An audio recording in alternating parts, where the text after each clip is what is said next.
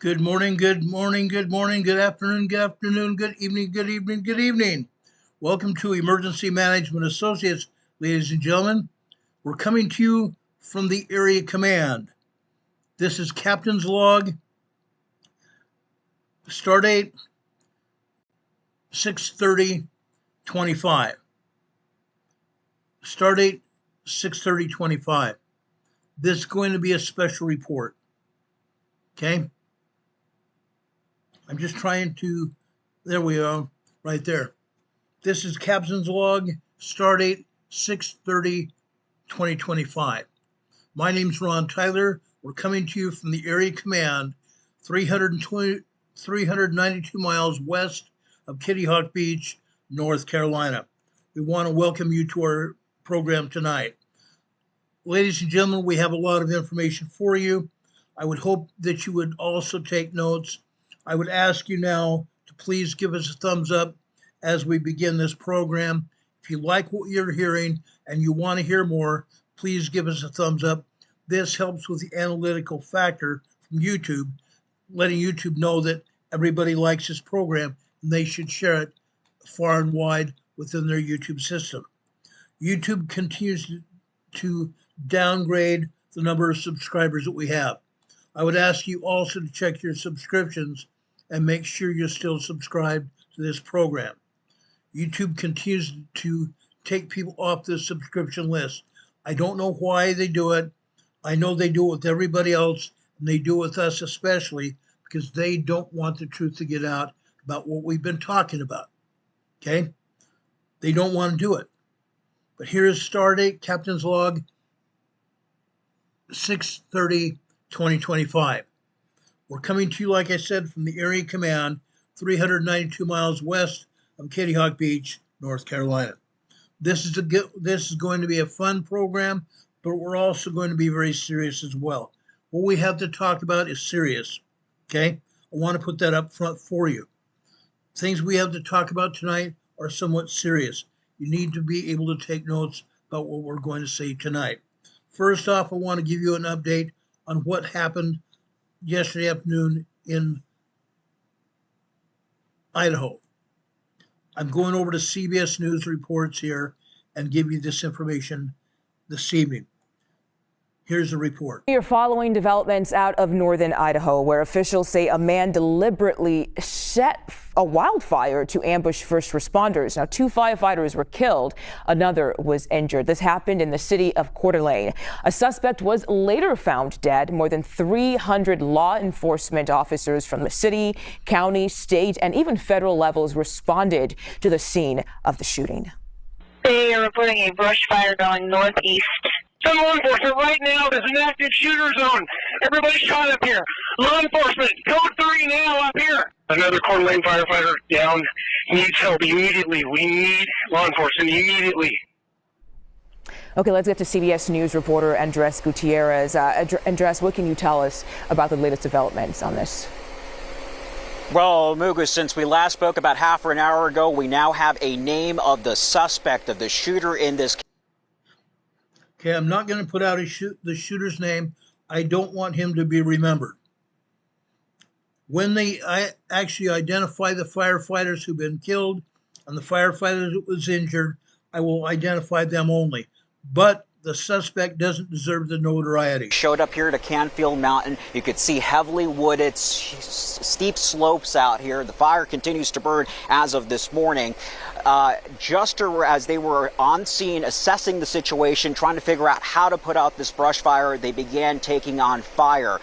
This suspect, Rowley, ended up taking a sniper's position somewhere in this wooded area and began firing upon them about 20 minutes after they had shown up there on scene. It took them about a few hours later, around 3:26, they ended up using some cell phone data and found that there was a cell phone that had not been moved. They ended up exchanging some type of gunfire, according to authorities, with the suspect. They don't know if that gunfire ended up taking this guy's life or if he ended up taking his own life before they found the body around 7:20, because they ended up looking for that cell phone information. That cell phone had not moved from that location near where the shooting took place, and they sent a chopper up above and spotted the guy there with a rifle right next to him. Because the fire was moving in, they had to recover his body, of course, to do an autopsy on it, also to see if there's any electronics on him, to try and piece together a timeline as to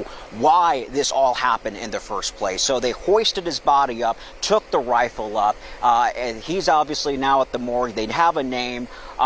At this point, we've learned that it was a Coeur d'Alene firefighter as well as a Kootenai fire and rescue firefighter who lost their lives out here. A third firefighter with Coeur d'Alene was taken to the hospital, underwent surgery, is in stable condition, but he might still be fighting for his life as we speak. So hopefully he'll make it through. This community just heartbroken. It is a community that backs their first responders here. So as they're grieving, there are members of the fire service who are right now actively going up this road here trying to get a handle on this fire that as of last night was at 20 acres with no containment. You could still see the haze there in the air, and you could still smell the smoke as it continues to burn. So we're continuing to track all the developments out here on the ground, and we'll be bringing them to you as soon as we get them. Back to you, Mugo. Yeah, just a very sad and unnecessary shooting out there. Andres Gutierrez, thank you so much for. Okay, guys, this happened in a wooded area on Canfield Mountain near Coeur d'Alene, Idaho. Coeur d'Alene population is about 56,000 people. 56,000 people. That's a rather large town, but in all honesty, if you put all the large towns together, Coeur d'Alene is a very small town. Okay, 56,000 people there in Coeur d'Alene, Idaho. They've lost two firefighters, and the other firefighter is in ICU in a stable condition. Okay, they have not, as far as I know, notified any of us the identities of the firefighters that were shot. But we'll give you that information as soon as it becomes available. But right now, guys, I wanted to put this out because I thought it was important. Okay, something else that's important.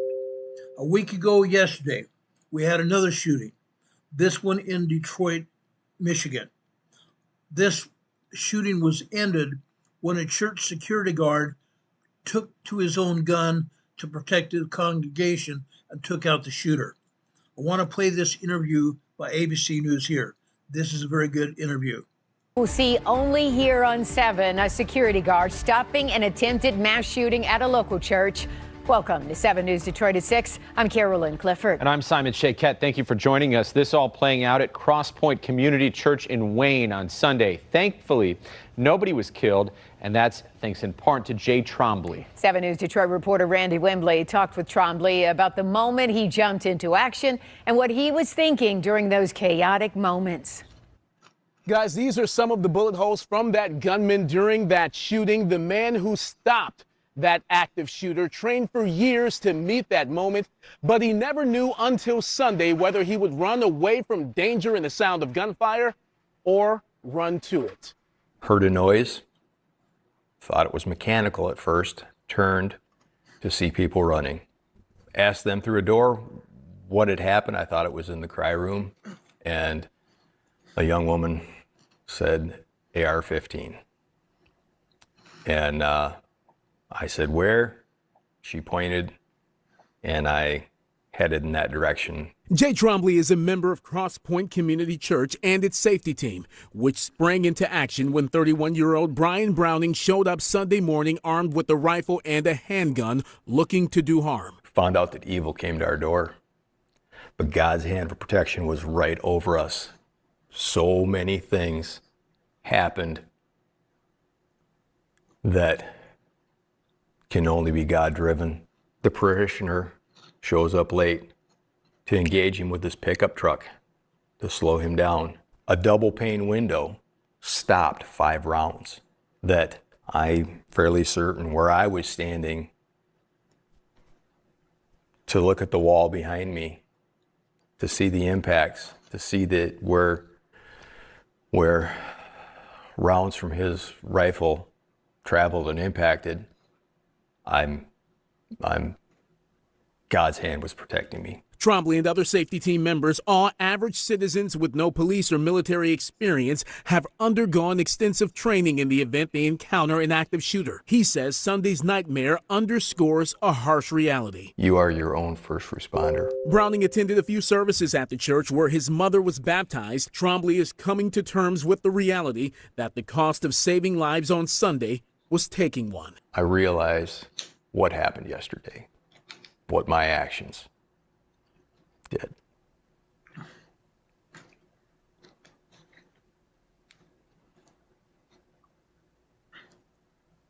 You know, I will reconcile with the Lord on the time for that. You know, I was protecting his people. The one thing that always has been in the back of my mind, the question, if I hear that noise, will I run to it or will I run from it? And I answered that question yesterday. I asked Jay if he sees himself as a hero, but he said he's simply a guardian of his family. And this church is his family. In Wayne, I'm Randy Wembley, 7 News Detroit. And you know, Isn't that interesting? Okay. He was already a member of his church's safety team. There were many people in that congregation that were armed, but he was there at the time closest to the suspect, and he decided to take matters into his hands, into his arms, into his soul, and stop the assault. Incredible. Totally incredible. I praise that man. I praise that man. He's a good man. Because I'm a former police officer, former federal police officer, when I first moved here to Morganton, North Carolina, I was asked to be part of our church's safety team here. I go there armed to the hilt, just like members of our other safety team members. I'm armed, ready to take on and do battle with someone that is going to try to come in here and end lives. I'm not going to allow that to happen. And none of our safety team members will. Now, with that, if you want to become part of your church's safety team and you are licensed to have a firearm and you carry a concealed weapons license, you need to be aware of one thing. You might be prosecuted if it happens. If you end up using your weapon to try to save others, you might be prosecuted. You need to very simply think about what you're doing. I'm not telling you not to do it, but I'm telling you to protect yourselves as I have about everything else. Be sure to weigh your odds. Be sure to weigh your odds. Now, there are organizations out there that will help you. You need to take safety classes, 1, to learn how to shoot. 2, make sure you are very familiar with your NUG. I'm not going to say GUN, I'm going to say NUG. Okay? That's how I identify those things. Okay? I don't want YouTube to take this channel down for saying the other word, but I want you to make sure that you know what you're doing. Second, find one of those organizations online and join those organizations, especially one in particular that has an insurance company to back you just in case something happens. Okay? Third and probably the most important, do not talk to any detective, do not talk to any police officer after you use your weapon. Tell them that you want to speak to an attorney. Immediately after you use your weapon to protect yourself or others, make sure that you tell the officers you want to speak to an attorney before you speak to them. They have to honor that. That's part of your Miranda rights. You have the right to speak to an attorney prior to any questioning. Do not say a word. Don't answer any questions. Just politely say you want to speak to an attorney. They cannot hold that against you. Okay? That's all I'm going to say about that for right now. I will identify organizations later, either tonight or tomorrow, that you can talk to in order to get legal advice and counsel. Okay? I highly advise that. I can't say more highly enough. Protect yourself. Whatever you do, protect yourself. Now, as to the firefighters in Idaho, okay, they had to learn a lesson, unfortunately. Before I left San Diego, and its policy also in Denver, whenever a firefighter team goes out on a truck, they have to be escorted by law enforcement. Before a fighter team has to go out, they are escorted by law enforcement for that same reason that happened in Idaho, in case they get fired upon. There is one area that I was also responsible for when I was a federal agent. It had gangs. I had 5 different gangs in my patrol area, 5 different gangs. Okay? I didn't even go into those areas unless I also had a partner and a backup officer. That was me. We were not allowed to go into those gang-infested areas unless we had a backup. Just as that is necessary for law enforcement, firefighters also need that. And I have a feeling that's what's going to happen now in Coeur d'Alene, Idaho. I'm sorry to say we live in a world now that's all screwed up. We live in a world now that's all screwed up. They have no morals. They have no anything.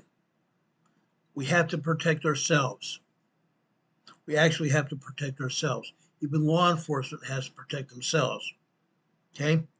Anyway, does anybody have any questions about anything we said so far? I want to make sure we got this out. Sage Pup is here. We appreciate you here as well. We have Sage Pup here. Our buddy Richard Smith is here. Sergey is here. Let's see. Mary McHenry is here. The Right Stuff is here. I'm thankful for that he's here. Lomi's here. Thank you very much for being here. Our buddy Demon Catman. I can't say enough how much Demon Catman means to me. He's a great mod. He's a great man. He's from the east of England. He's here almost every day. I can't say enough how much I love and appreciate that man. He's a great guy. Really great mod, a great man as well. Each and every one of you are privileged to be here. Okay? I'm very honored to have you as part of our team here. Very, very honored. Charlene Mail is here. We appreciate her as well. James is here. Bailey's here. Cassandra's here. I love each and every one of you. You guys are my family. You guys are my family, and I love each and every one of you. Jerry Hayes is here. Jerry Hayes has been following this program for a very long time. We appreciate each and every one of you being here. We want to welcome everybody that's going to be here tonight, including Catherine Sigerson that just joined us. Thank you for being here, Catherine. God bless you. Catherine is from Saskatchewan, Canada. Great lady. Really great lady. We'll probably get Canadian Patriot One Dave here very shortly. But guys, I want you to know how much I love and appreciate each and every one of you. You mean the world to me. Anne Marie is here. Anne Marie and I have gone back way, way back. Appreciate her as well as here. Thank you all for being here, guys. You guys are tops. Sergeant Johnson's here. Gosh, we have a great many people here in the chat, and we probably have at least this many people or more watching this program off to the side. Guys, I want to tell you, if you're just watching or listening to this program, come on into the chat and let everybody know who you are. We'd love to have you here. Okay, we'd really love to have you here. Now, we talk about disasters, we talk about emergencies, so that when you are confronted with an emergency or a disaster in your life, you know how to react to those situations. That's why we do it. We talk about earthquakes. We talk about bad storms, from bad snowstorms, rainstorms, flood, tornadoes, thunderstorms, severe thunderstorms, hurricanes and everything. We talk about it all. We want to make sure you're prepared for whatever happens. Tonight, we're going to talk specifically about Cascade earthquakes, Cascade mountain volcanoes. Okay? But prior to that, I have another report about a possible magma body underneath the Colorado River in southern Colorado. I want to play this for you tonight as well. This is important. This is very important. I want you to be aware of what's going on around you. Okay? It's a hot spot underneath the Colorado River in southern Colorado. Watch this ABC News brief here.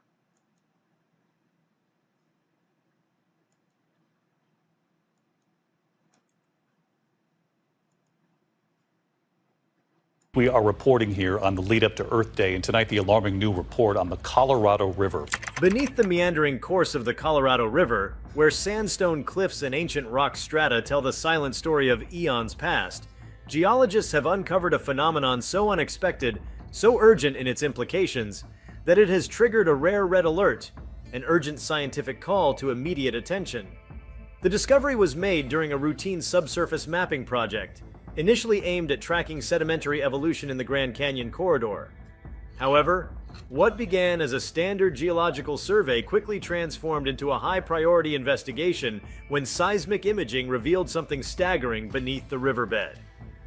Before we start, smash the like and subscribe buttons for more updates. Deep below the surface, in a zone once thought to be geologically stable, researchers identified signs of a previously undetected magma body, an enormous chamber of molten rock that appears to be expanding. Nestled at a depth of approximately 25 kilometers, the structure emits heat signatures and deformation patterns indicative of active magmatic intrusion. Even more concerning are the pressure anomalies detected by borehole sensors, readings that suggest significant shifts in subterranean stress, pointing to a potential escalation in geothermal activity. This is not merely a curiosity for academic discussion. The implications of an actively inflating magma chamber under such a critical watershed stretch far beyond geological interest. The Colorado River is not only a natural marvel but a lifeline. It supplies water to nearly 40 million people across 7 U.S. states and supports massive agricultural networks and hydroelectric infrastructure. Any shift beneath its bed could pose dire consequences, not just for geology, but for the economic, environmental, and societal structures intricately dependent on the river's consistent flow. Evidence began to accumulate several months ago when satellite-based interferometric synthetic aperture radar INSAR detected minute uplift in a specific section of terrain near the river's midsection around. Notice where this is. It's in the middle of the river, guys. This is in the middle of the southern part of the Colorado River. The Glen Canyon region. At first, the displacement appeared minor, a few millimeters of vertical lift per year, nothing extraordinary on its own.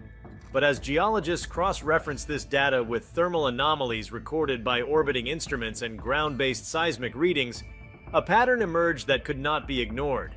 A swarm of low-magnitude earthquakes followed, subtle yet highly localized. These were not tectonic quakes, but the kind associated with fluid migration and rock fracturing, hallmarks of magmatic movement.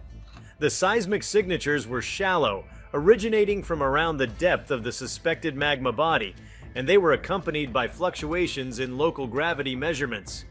Gravimeters deployed across the region detected a slow but steady decrease in subsurface density consistent with the accumulation of lighter molten material replacing denser rock.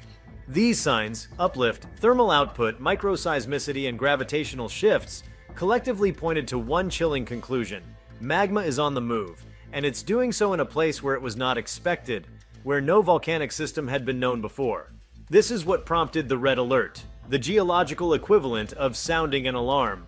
The U.S. Geological Survey USGS, in coordination with several university-led geoscience teams, moved quickly to classify the zone as a site of elevated magmatic concern. That designation is not handed out lightly. It signals the presence of subterranean activity with the potential to evolve rapidly, with limited precedent to predict its behavior. The idea of volcanic activity beneath the Colorado River may seem implausible at first glance. The area is not known for recent volcanism, Most of the landscape was shaped by ancient forces, uplift, erosion, and sedimentation, not lava flows or pyroclastic surges. But deeper study has revealed that the region's tectonic history is far more complex than previously believed. The crust here is thinner than in surrounding areas, and it rests above a mantle zone rich in volatiles, gases and fluids that lower the melting point of rock and allow magma to form under conditions previously thought improbable. Moreover, historical data, now being re-evaluated with fresh urgency, shows signs of past volcanic episodes in the broader Colorado Plateau, albeit from millions of years ago. Ancient lava fields and basaltic dikes suggest that magma has surged through this region before, even if not in the lifetimes of any human civilization. The possibility now being examined is whether a new magmatic system is reactivating, not from the vestiges of an extinct volcano, but from a nascent one, still forming in the deep shadows of the Earth. This discovery has opened an entirely new chapter in the geological understanding of the American Southwest. Teams are working around the clock to refine the subsurface imaging, deploying muon tomography systems, technology that uses cosmic particles to create high-resolution scans of underground structures. Preliminary models show the chamber expanding laterally, not just vertically. Okay, notice he said the chamber is expanding laterally, side to side, not just uplift. The magma chamber beneath the Colorado River is expanding laterally, side to side, as well as upward, suggesting it is feeding off a broader mantle anomaly. Some fear this could be the beginning of a larger magmatic system developing along an uncharted line of weakness in the continental crust. Compounding the concern is the proximity of major infrastructure. The Glen Canyon and Hoover Dams, downstream hydroelectric giants, lie within potential influence zones if the chamber continues to grow. While there is currently no indication of imminent eruption, the deformation patterns and rising gas emissions, especially increases in carbon dioxide and sulfur compounds from deep fissures, signal that the crust is under stress. These are not yet the emissions of an erupting system, but they are red flags indicating active degassing, a precursor in many known cases to more aggressive magmatic behavior. Notice he said magmatic gassing. Okay? They've got sensors over there near the river, and they have picked up degassing, sulfur dioxide and carbon dioxide. Ground teams have installed dozens of new monitoring stations, from tilt meters that measure minuscule changes in ground angle to spectrometers analyzing the composition of gases venting through the soil.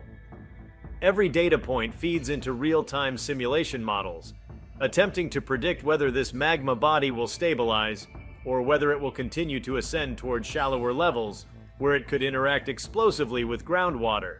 That interaction between magma and water is a particular point of dread for geologists.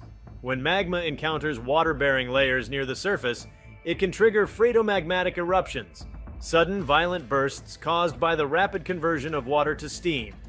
These types of eruptions don't require a surface volcano to be dangerous. Even a modest intrusion that flashes underground aquifers to steam can tear open the crust with incredible force. What makes the situation beneath the Colorado River especially precarious is the enormous volume of water directly above the potential activity zone. If upward magma movement continues unchecked, the risk of such an interaction, however remote it might seem at present, cannot be dismissed. Another concern lies in induced seismicity. As magma moves, it forces rock apart, generates fractures, and reactivates old fault lines. While the initial swarm of micro-earthquakes was low in magnitude, there is potential for larger seismic events if the pressure buildup continues. These would not be conventional tectonic earthquakes, but rather volcano-tectonic quakes, earthquakes caused by the fracturing of rock due to magmatic pressure. In a region with aging infrastructure and dense population centers relying on the river, even moderate quakes could lead to disruption. Okay? Even moderate quakes here along the Colorado River, going into Colorado, going up the river into Denver even. Those interruptions, those earthquakes, however small, could cause disruptions in the population flow. Okay? There are small towns and cities along the Colorado River, up and down the entire Colorado River. Now let's talk. Okay? I want to show you this information because we've talked about this somewhat before. Yes, there there are the Hoover Dam and the other dams in that area. They are south of this magma intrusion underneath the Colorado River. Going north, we have Glenwood, Colorado. Glenwood, Colorado, what is that? It's a geothermal area, guys. It's a geothermal area where large populations are. It's a small city. But what's there? Underground caverns. Underground caverns where people go there to lose weight, to breathe the steam coming from the ground. Okay? It's therapeutic for some people.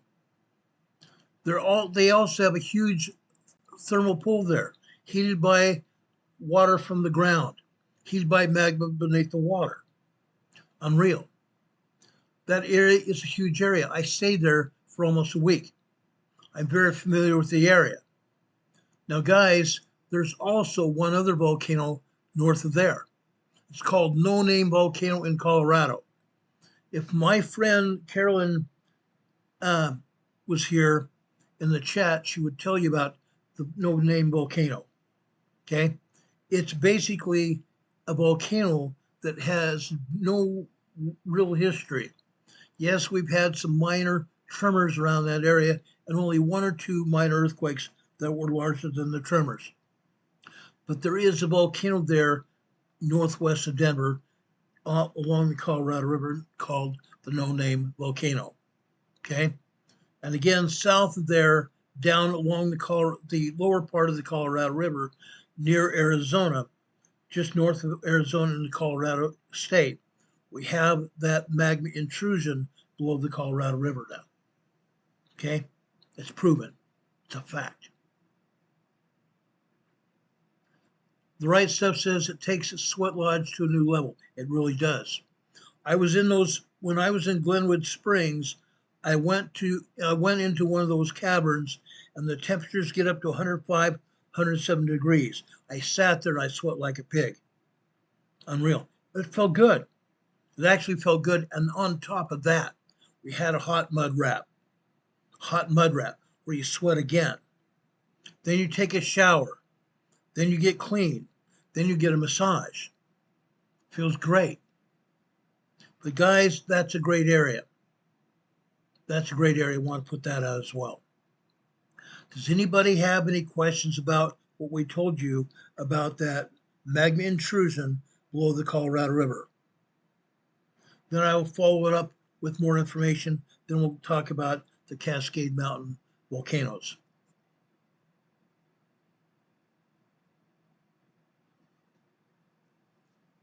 Any questions?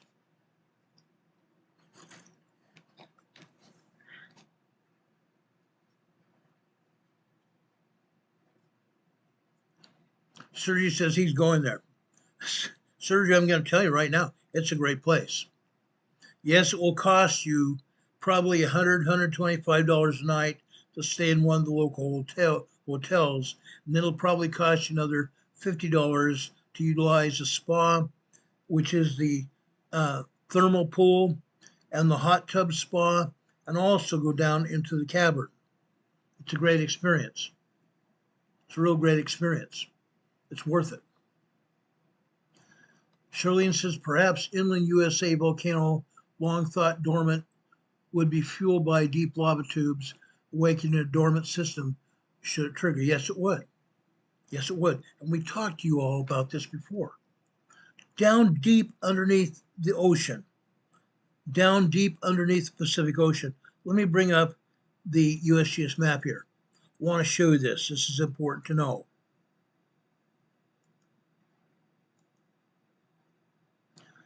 Let me take down our banner. Let's take down our webcam here so I can show you the USGS map. Okay. Let's go over here. Good old Colorado. Okay. Right down here. Okay. Right down this area, we have the Colorado River. Okay. Up north, up in the mountains here, we have Glenwood Springs. Glenwood Springs is a great place. It really is a great place. But this is where the Colorado River has been undermined by magma beneath the river. We've told you about that, okay? Most rivers underneath have an earthquake fault.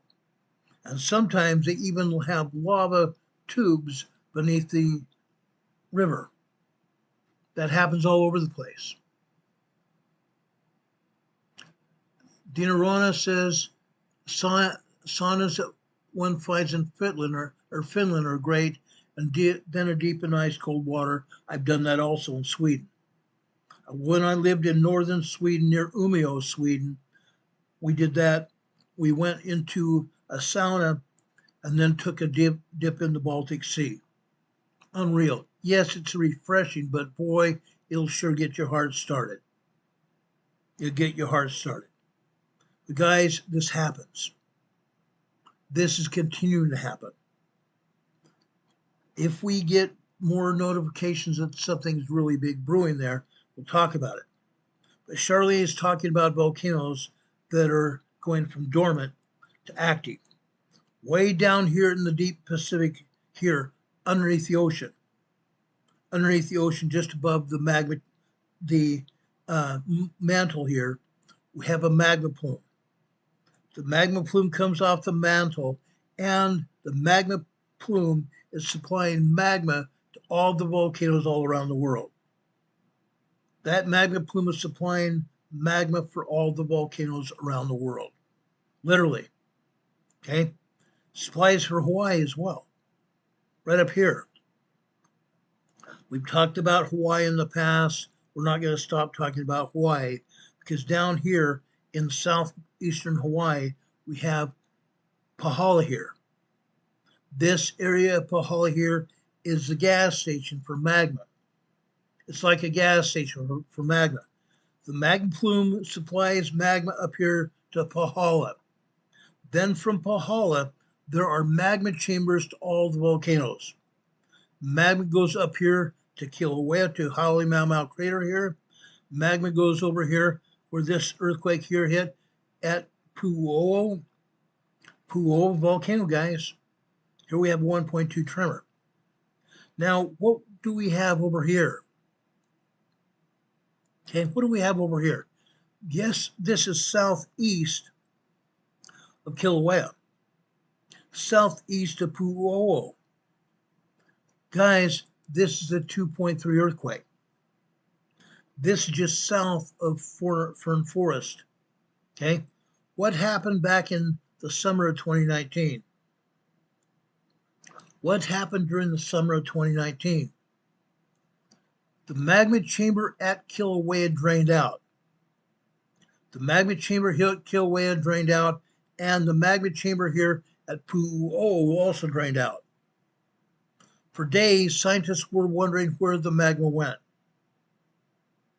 Then all of a sudden, fissures, great big huge fissures opened up here in Fern Forest all the way up here into Leilani Estates. Huge fissures erupted here.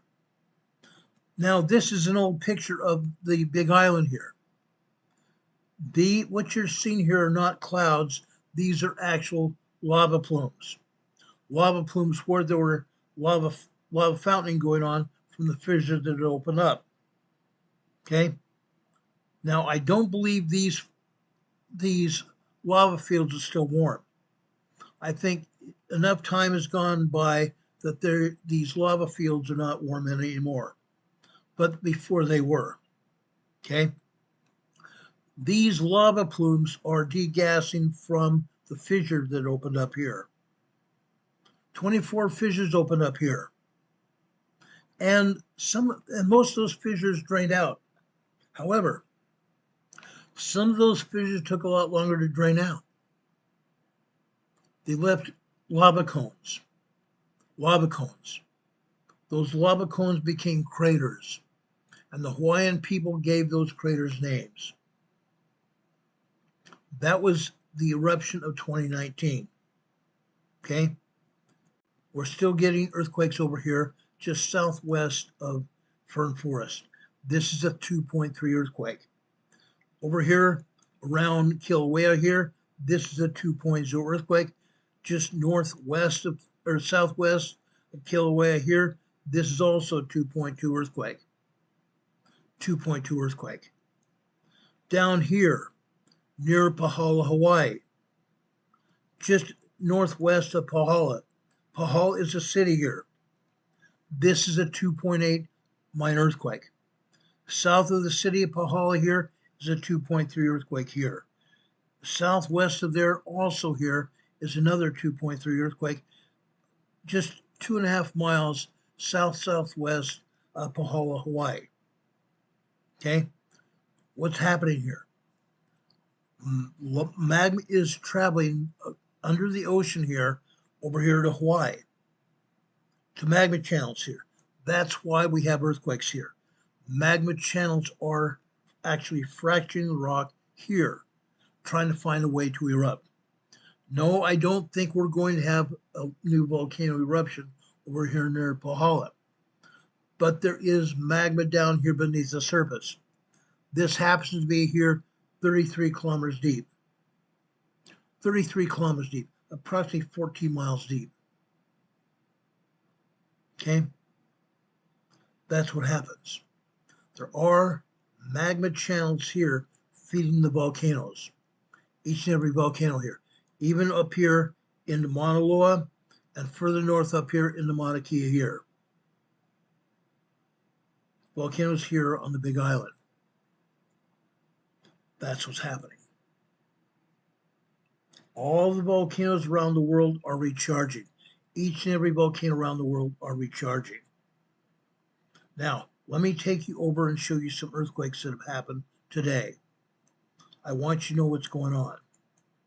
Down here, north of in southern Fiji here, this is a 4.5 earthquake. This is fairly deep. This is 542 kilometers deep. This deep earthquake here, being a 4.5, this is going to propagate. In other words, birth a shallower, stronger quake. Because it's 542 kilometers deep, it's going to birth at least a 5.4 earthquake. This is going to birth a 5.4 earthquake here, either in this area, west of this area over in Vanuatu, or even over here in the Solomon Islands, or even Papua New Guinea here. It also could go further south here into Kermadec Islands here, north of New Zealand, or over here, New Zealand here. It could happen. It very well could happen. Now, what USGS is not saying, is there's another earthquake here. It's a 5.4 earthquake. A 5.4 earthquake south of New Zealand here. They're not talking about it. They don't want anybody to know about it. Evidently, they don't want anybody to know about it. But there's a 5.4 earthquake earlier here. Okay? There are earthquakes over here in Indonesia. But again, USGS doesn't want anybody really to realize what's going on. There are 28 earthquakes here in Indonesia.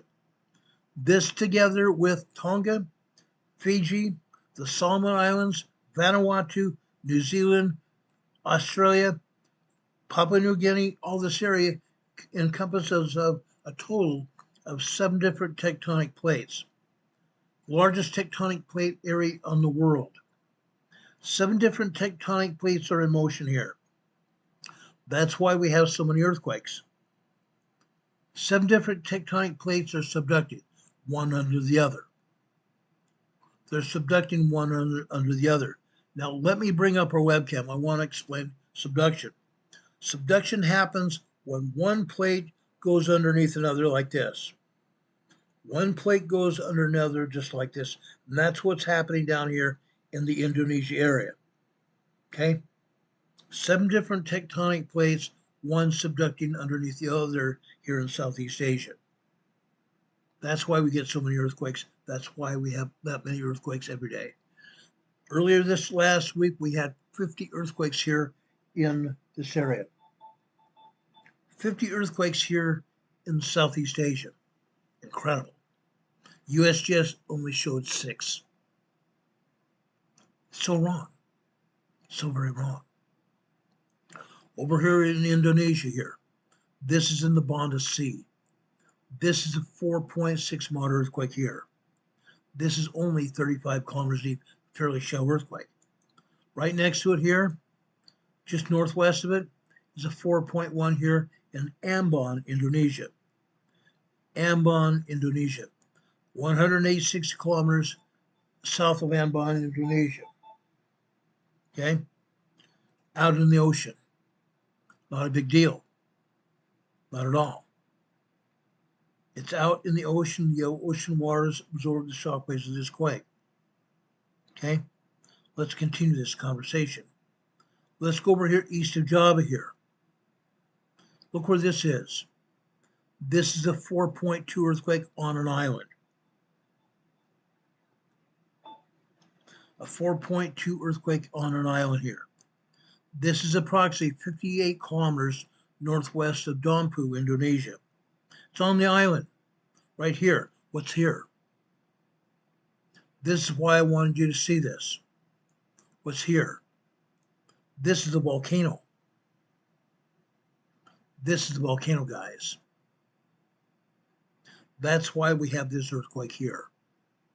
When we get earthquakes of this size, it only says that there's going to be a volcanic eruption here. When we get earthquakes of this size, it signals that there's probably going to be a volcanic eruption at this volcano. We're going to talk about that another time.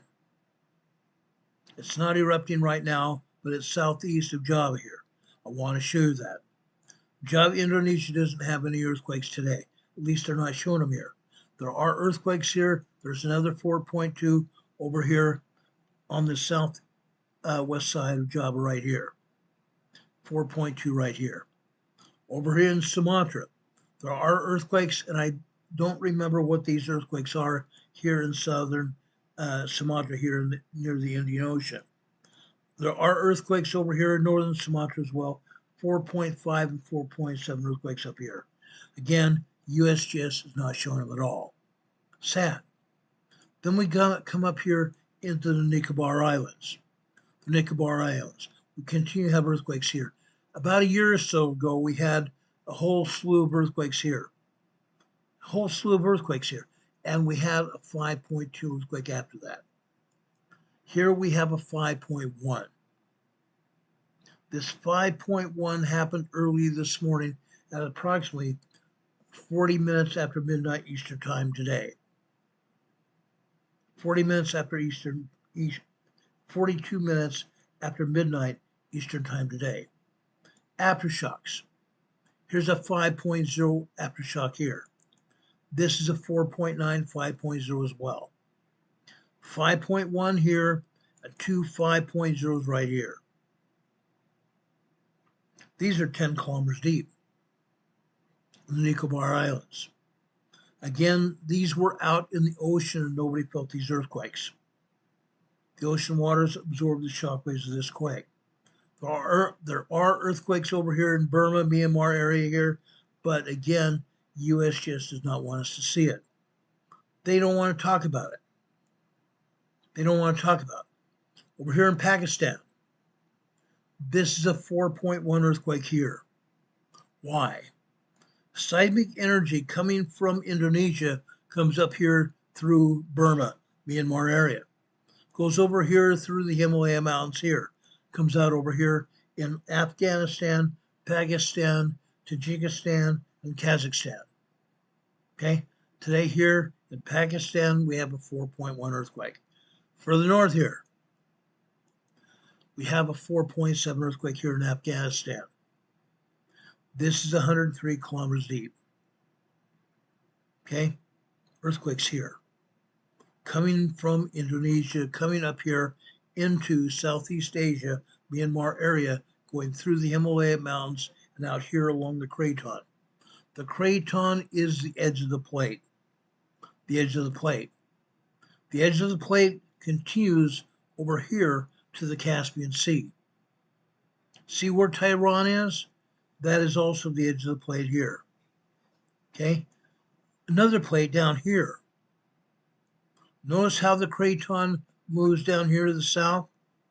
The craton continues over here on the western side of Iran here, all the way up here. What do we know about this area here? Today we have an earthquake over here along the Iran-Syrian border. This is a 4.0 earthquake along the Iran-Syrian border. Look at that earthquake fault here. Look at that earthquake fault, guys. Again, that comes from Indonesia going up through Southeast Asia along the Himalaya Mountains all the way over here. That's why this earthquake hit here. Over here, this is a little bit different story. That earthquake fault comes over here. Here it's joined together with the Anatolian fault here. The Anatolian fault comes up here and goes over here into the Black Sea. Now there's something different here. Let's talk about this. Back on February 3rd, 2 years ago, February 3rd, 2023, we had a 9.0, 10.0 earthquake here. Major earthquake, huge earthquake, just like we're going to see in the Pacific Northwest sometime within the next couple of years. Okay? That strong of an earthquake hit here 2 years ago. That earthquake killed over 5,000 people and injured over 5,000 others. It's going to happen again, possibly not right now, probably not for a while. But as a result of that 9.0, 10.0 earthquake 2 years ago, we continue to have earthquakes here. Aftershocks. Aftershocks of that quake. Why is USGS not talking about it? Inquiry minds want to know, including me. I want to know. They're never going to tell us. They're never ever going to tell us. I don't think they have the brains to talk about it. Honestly. I don't think USGS has the brains to talk about it. It's politics. It's all politics. Sad. Very sad. Let me show you something. I'm bringing up my device here. I'm going to show you earthquakes in this region. This may blow your mind. This may blow your mind. Because again, why does the agency not want us to see what's going on? Look at all these earthquakes in this region. These are aftershocks of that 9.0, 10.0 earthquake here 2 years ago. There are over 50 earthquakes here. There are over 50 earthquakes here in the Syria-Turkey border region. Syria, Eastern Turkey border region. Yes, a lot of them are tremors. I would have to say the majority of those earthquakes are now tremors, but we also have 2.2, 2.5, 2.7, and occasionally 3.5 here still. 3.0, 3.9 are considered to be small earthquakes. 2.0 to 2.9 are minor earthquakes, and 1.0 to 1.9 tremors are just that, just tremors. Just tremors. Okay? We have all kinds of earthquakes there. All kinds. But USGS doesn't want anybody to know about it. There are earthquakes here in northern Turkey, earthquakes here in southern Turkey, as well as earthquakes over here in western Turkey right here. All kinds of earthquakes.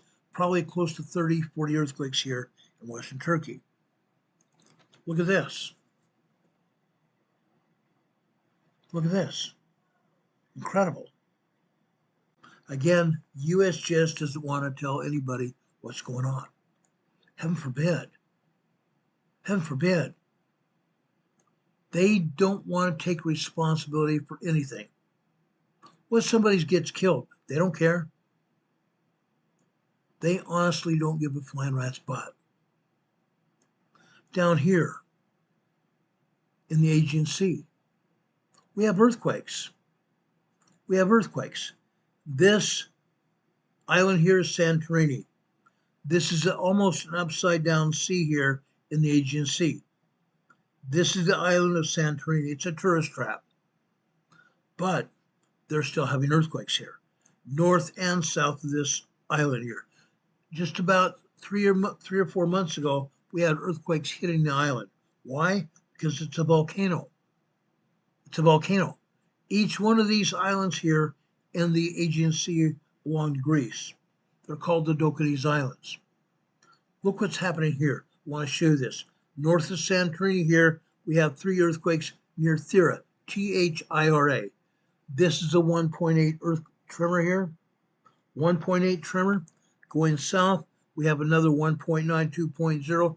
And down here near Cleiades Islands, we have a 2.0 earthquake here. Just north of Santorini there. South of Santorini.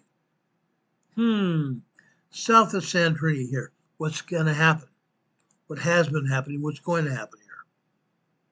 Right down here in south of Santorini here. What's happening? Let me show you. 2 more earthquakes here. This is a 2.93.0. 2.93.0 earthquake here. One other earthquake as well. This is a 2.6. 2.6 minor earthquake here. Fascinating. Over on the northeast side of Crete, Greece, this is a 3.0 earthquake here. Okay? Over in northern Greece here. Usually in southern Greece, we have about 14 earthquakes. Today, all the earthquakes are in northern Greece here. Northern Greece. Notice off to the west side in the islands, we have 10 plus earthquakes there. Typically here in Greece, we have anywhere from 18 to 30 earthquakes every day. Every day. Just to give you an idea about these earthquakes, let's tap out some of the earthquakes. This is the 1.4 tremor here. 1.4 tremor here, off to the west here. This is a 2 or 1.2. 1.2 tremor. Also here, near Corinth, we have a 1.5. Look at these earthquakes. Look at the earthquake fault here as well. That red line is the earthquake fault. The same earthquake fault, guys, the very same earthquake fault. Where's it come from? It comes along that same earthquake fault that came out of Indonesia, from Afghanistan all the way over here along the Creighton edge.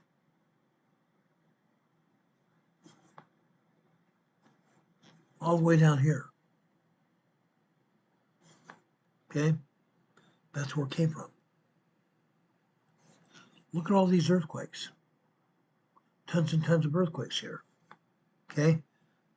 1.5. We're here on the west side, northwest side of Greece. We have a 1.5 there. I'm just going to call out a couple others. Another 1.5. Another 1.7 here. One other one that I'm going to call out here is right there. Notice that earthquakes right on that island there. Okay? On the west side of that island, we have a 1.6 tremor. 1.6 tremor. Notice on this island, we have 10 more earthquakes here. 10 more earthquakes. USGS not showing them. Why not? I keep saying, why not? Right over here now. Right over here, right here. Okay? We've got 2, 4, 6, 8, 10 earthquakes here, right there. Up to the north, I'm just going to tap out a couple of them here. Up to the north, we have a 2.5 right there. 2.5 earthquake, another 1.4, 1.6 over here. Then to the south over here, another 1.6 tremor here near Augustole. Southeast of there, another 1.7. And this one here being another 1.7 right there. Okay? That's what happened there. Off to the southwest side of Arcastoli Island. Vardiani, we have a 2.5 earthquake there. 2.5 earthquake there. Okay? Then we want to come over here to Sicily and Italy. Sicily and Italy. North of Sicily here, out in the ocean here. This is a 1.9. 1.9 near Mount Etna. Mount Etna and Mount Stromboli volcanoes on these islands here have earthquakes, and these volcanoes are erupting. Stromboli and Etna are erupting. Here we have a 1.9 tremor here. Over in the shoe, the heel of the boot of Italy, we have a 0.9 microquake right there. I want to go over to the southwest side of Italy. This is just northwest of Vesuvius volcano. We have earthquakes here. We're always having earthquakes here. Here is a 1.1 tremor. You also see Vesuvius volcano right there. 1.1 tremor with Vesuvius volcano there. I'm also going to point out the two other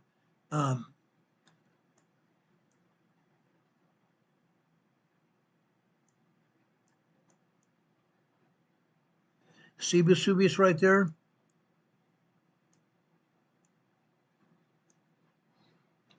Let me take down our webcam so you can see what's going on. There's Vesuvius volcano, and just north there, north of Naples here. North of Naples. We have a 1.1 there that I showed you, and together with that, we have another 2.2 and a 4.6 earthquake. 2.2 and a 4.6 earthquake here. Why? We have magma down beneath the surface again. There's magma down beneath the surface right here.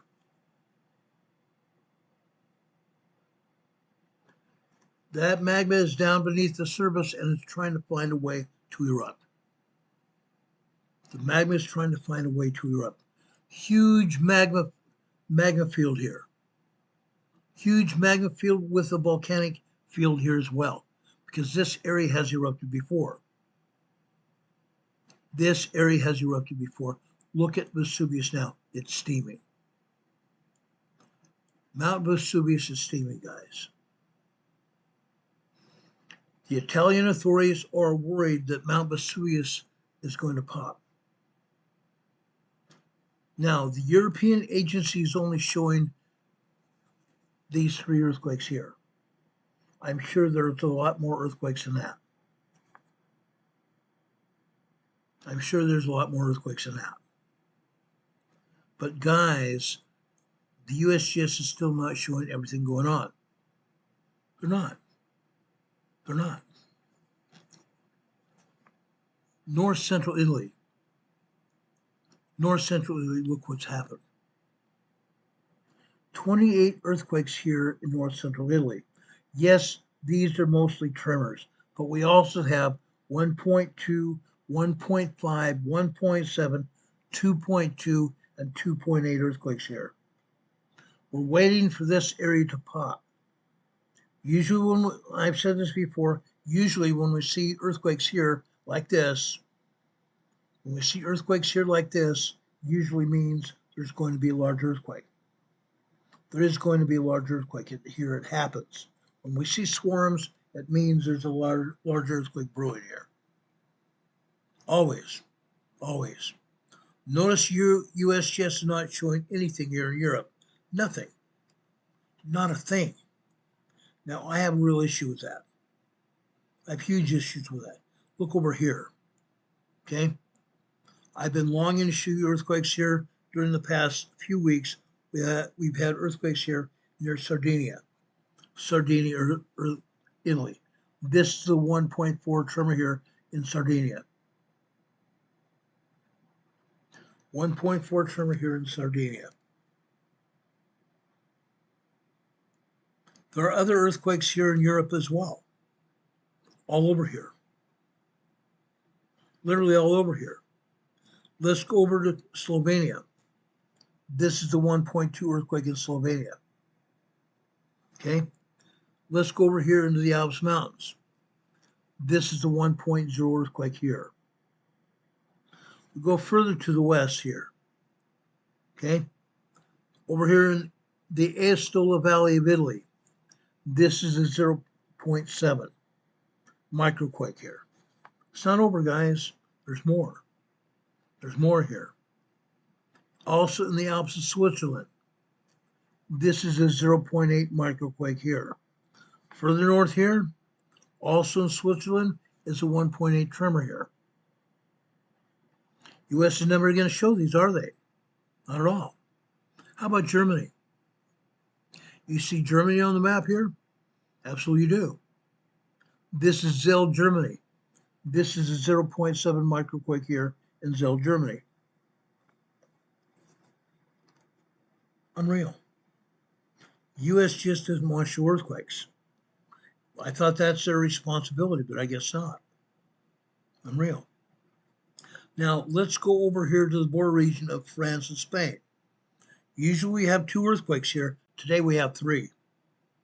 Today we have 3 here in the border region of France and Spain. This is the 1.6 tremor here. Further to the west here, we have another 1.5 tremor. And over here, further just a little bit to the south, in Spain, we have another 1.5 tremor here. The border region of Spain and France here. We always have at least 1 earthquake. Today we have 3. Over in southern Spain, look at all these earthquakes here. 3 earthquakes here in southern Spain. We have a 2.4, a 2.2, a 1.6, and 1.7. So we have two 2s and 1.6 and 1.7 earthquake right there. Southern Spain. Southern Spain right there. Okay. Now let's go just east of, let's go east over here near the Strait of Gibraltar, east of the Strait of Gibraltar. I want to show you this. This is a 2.2 minor earthquake here. Right on the earthquake fault that actually comes over from the Anatolian Fault all the way over here into the Western Mediterranean. This is another 2.4 earthquake here on that same earthquake fault. Going south into Morocco, this is a 2.3 earthquake here. 2.3 minor earthquake here. Unreal. But we're not done. Let's go over to Portugal. The border region of Portugal and Spain. This is a 2.4 earthquake here. 2.4 earthquake here at the border region of Portugal and Spain, right up here. Okay, going south. This is a 1.8 tremor there. Further south, we have another 1.8 here, Portugal. Going further south to the west in Portugal, we have another 1.5 tremor here. Usually these are 2s. Usually these are minor earthquakes here. Okay. Further south over here in the southern Portugal here, we have a 2.3 and we have another 2.2 right there. 2.3 and 2.2 earthquakes there, minor earthquakes. But again, USGS doesn't want to talk about it. Heaven forbid they show us what's going on. They're not. They don't want to show us. How about over in the Canary Islands? Let's talk about the Canary Islands here. Okay? Right over here, east of Tenerife. East of Tenerife, we have a 2.1 earthquake there. 2.1 earthquake east of Tenerife. Then we go over to La Palma Island. Remember La Palma Island, guys? Let's show us La Palma Island here. Right over here. This is La Palma Island. The southern side of the island here. Up here we have the Cumbre Viejas volcano. The Cumbre Viejas volcano right here. down here along the spine of the southern part of La Palma Island. We had a volcanic eruption, didn't we? Just about 2 years ago. Actually, 3 years ago. Okay? Closed down this part of the island. It closed down basically all flights in and out of La Palma. Down here in Mazo, Canary Island here on La Palma. This is a 1.5 tremor here. A 1.5 tremor here. Let me move this a little bit over here to the right so you can actually, let's take down my webcam here to see that. Right about right there. This is Mazo, La Palma Island here. Okay? That's what we're talking about here. So we have some earthquakes here, don't we? USGS doesn't show any. Not a one. Fascinating, but no cigar. Before we talk about what's happening in the Pacific Northwest, let's go down here to Southern America. USGS doesn't want us to know anything. There are 28 earthquakes here in South America. USGS is showing this one here. Fascinating, but no cigar. Lille, Chile. This is a 4.1 earthquake. There are over a dozen earthquakes down here right now. They're showing us two. Right here is a 4.5. This is 50 kilometers deep. Let's go over here into northern Chile, Argentine border area here. This is a 4.2. This is northwest of Abra Pampa, Argentina. When you hear the word Pampa, that means fields. Pampas are farm fields. But this is in the Andes Mountains here. This earthquake is in the Andes Mountains at the border region of border region of Argentina and Chile. A 4.2 earthquake here. There are actually 10 earthquakes here in northern Chile. 10 earthquakes here in northern Chile, going north into Peru. Here's a 4.5 here. 4.5 earthquake. Fascinating. But again, they don't want anybody to know what's actually going on. Heaven forbid. Look at this. This is just Chile and Peru. Yes, they are showing us this 4.5 over here in Peru, but they're not showing us this 3.7 near Arequipa. This is a 4.7 near Arequipa that they're not showing us here. Insane. 28 earthquakes here in South America, and they show us 3.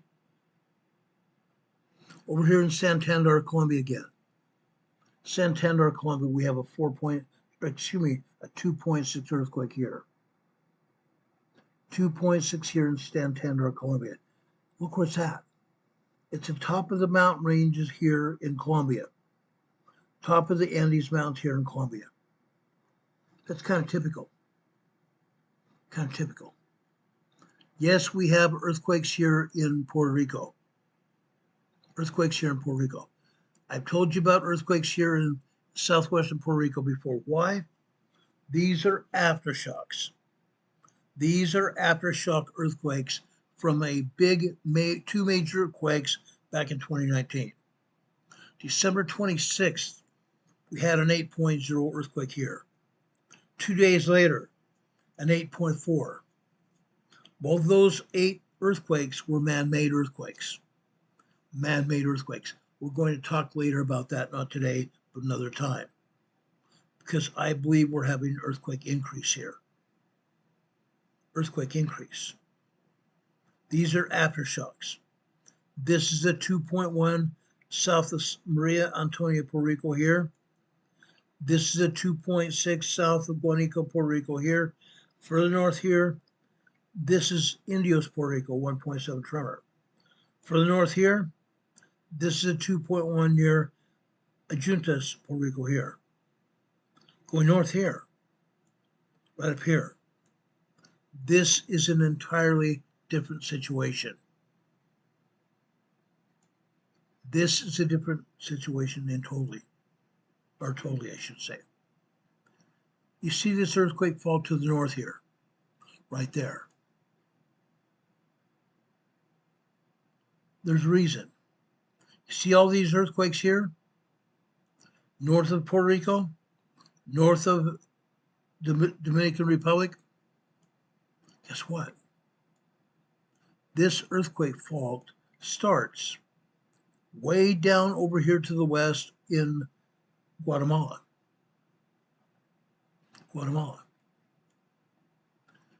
This earthquake fault goes out here into the Caribbean Ocean.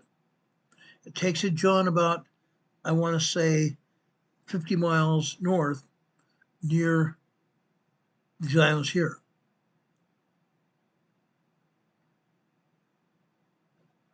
What are these islands?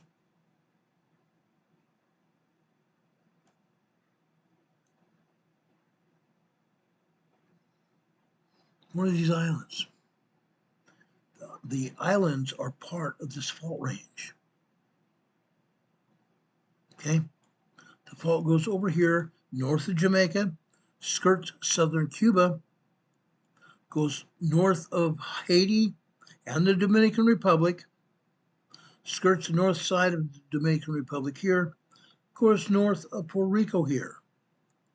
Over here on the northeast side, or off the northeast side of the Dominican Republic, just north of the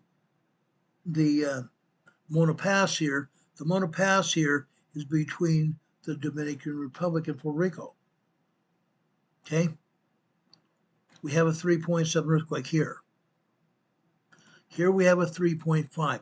All of these earthquakes are dropped off of this fault coming out of Central America. Over here, we have a 3.0 earthquake here. This is a 3.2 earthquake here. This is a 3.0 earthquake here. These are small earthquakes. 3.0, 3.9 are small earthquakes. This is a 3.0 earthquake here. This is a 3.1. Over here to the east, this is a 2.9, 3.0. This is a 4.0 moderate earthquake, a 4.0 moderate earthquake, and this earthquake right here. This is a 3.5. This same earthquake fault, it continues to travel an eastbound journey past the U.S. and British Virgin Islands here, continues out here into the Atlantic Ocean, then starts to go south here. Goes south out over the eastern outlying islands here. St. John's, Martinique, all these islands here, continue south here. Then all of a sudden it turns westward bound here. Turns westward. Over here to Trinidad, Venezuela.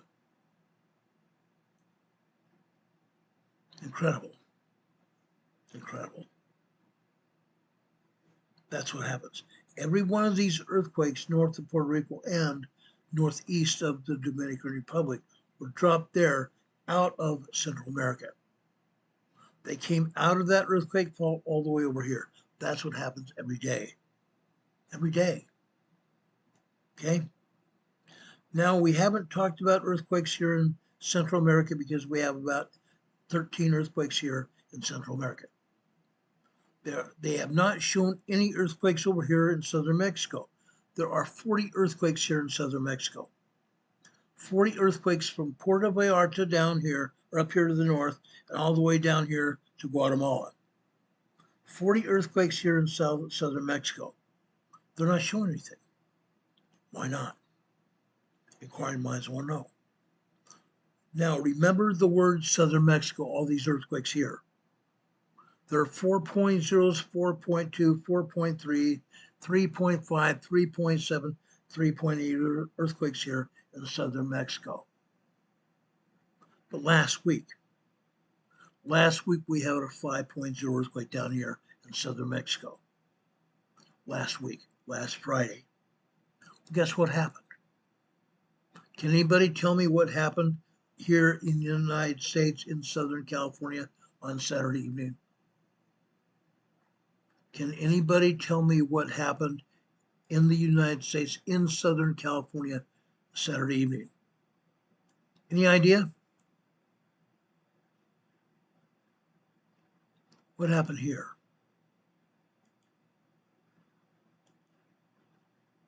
We had an earthquake. We had an earthquake up here near Big Lake, California. Big Lake, California up here. What happened? It was a 5.0 earthquake. A 5.0 earthquake. Let me show you on the map. Let's take down the USGS map and show you what's going on actually. Okay? Right here. Big Lake, California, a 5.0. When we have large earthquakes in southern Mexico, usually within 24 hours, we have another large earthquake over here in California, Southern California. Southern California. And that's what happened Saturday evening. 7:34 p.m. Saturday evening, Eastern Time, we had a 5.0 earthquake right here. Only 125 people felt it. It's out here in the California desert. Only 125 people reported feeling this earthquake. Fascinating. Now, I want to talk about what's happening in the Pacific Northwest at the volcanoes. Let's start up north near the Canadian border, just south of the Canadian border. What is this? This is Mount Baker. Mount Baker. We keep showing you seismograms from these volcanoes. What's going on? What's going on here? These are harmonic tremors. Harmonic tremors. What do we know about volcanoes and harmonic tremors? Harmonic tremors are indications of a volcanic eruption. Harmonic tremors are just one part of a possible volcanic eruption, and that's what we're seeing here. No, we don't know that there's going to be a volcanic eruption anytime soon, but that's what one of the main factors is. That volcano is having harmonic tremors all over the place, every day. Every day. Tremors and earthquakes and harmonic tremors here. You see an earthquake there. You see an earthquake down here to the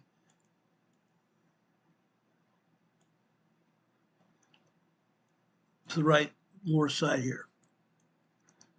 This happened earlier today, okay? This happened, it was a 2.8, 2.9 earthquake, and it happened approximately 11:13 a.m. this morning.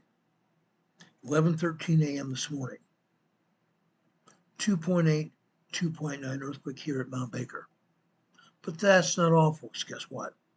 There's more. There's more. I want to go south from Mount Baker. Let's go to Upper Baker Dam. Look at this. More harmonic tremors here. More harmonic tremors. Guess what, guys? We could have a vent of the volcano erupt down here. There could be a vent from Mount Baker erupt over here, just south of Mount Baker. Upper Baker Dam. That's not all, folks. There's more. There's more. I want to take you over to the VLF channel. VLF waves are caused by magma coming into the volcano. This is Mount Baker. This is Mount Baker, guys. This is the HHN channel. This seismograph here at Mount Baker is a multi-channel seismograph. It's 6 different channels.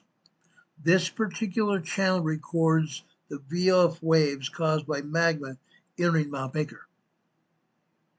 Look up here to the top. Active VOF waves. No, we've seen more active waves before. A lot more active waves than this. But we see an earthquake here. We see an earthquake here. What's going on? The other seismograph didn't show us this. This seismograph does. This seismograph is saying that just after 2:18 a.m. this morning, we had another 2.8, 2.9 earthquake. The other seismograph didn't show us that, but this one does. That means here at Mount Baker, there were nearly 2 3.0 earthquakes.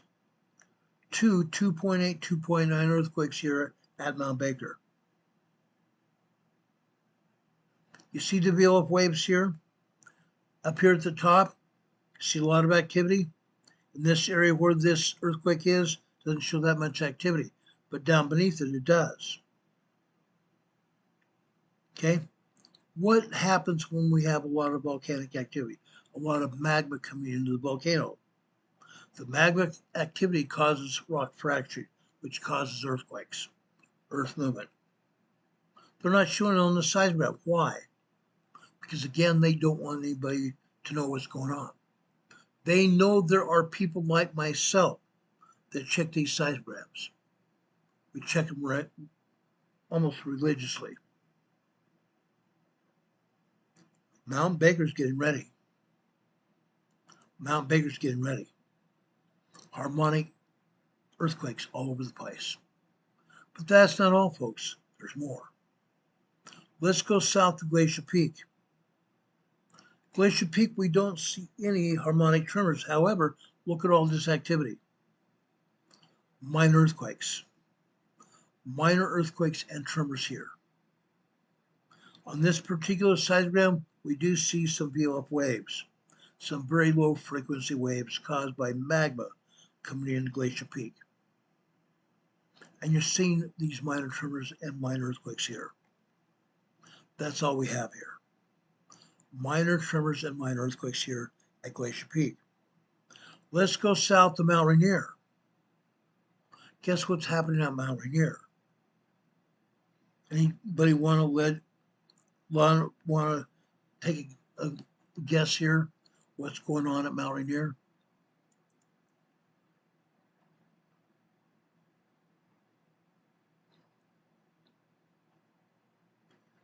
The surgery is asking, was that seismograph turned down? Yes, it was. It was turned down about 50%. Again, the seismologists, the Pacific Northwest Seismic Network, together with USGS, don't want us to know what's going on. They don't want us to know what's going on. Folks, this seismogram here comes from Mount Rainier, Camp Muir, on the southern upper side of Mount Rainier. Look what we have here. You see some VOF waves here, up at the top. You see some more VOF waves at the bottom. Yes, we're seeing tremors and we're seeing earthquakes here. Up here to the top right. Up here at the top right. This is a 2.9 earthquake. A 2.9 earthquake. This happened at approximately 7:13 p.m. yesterday evening. 7:13 p.m. yesterday evening.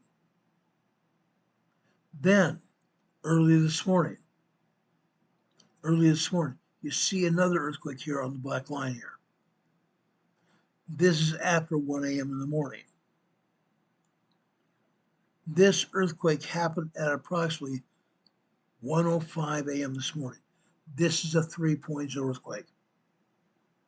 This is a 3.0 earthquake. You see some other minor earthquakes below it. It's interesting to note. Look where that earthquake happened, that 3.0 happened.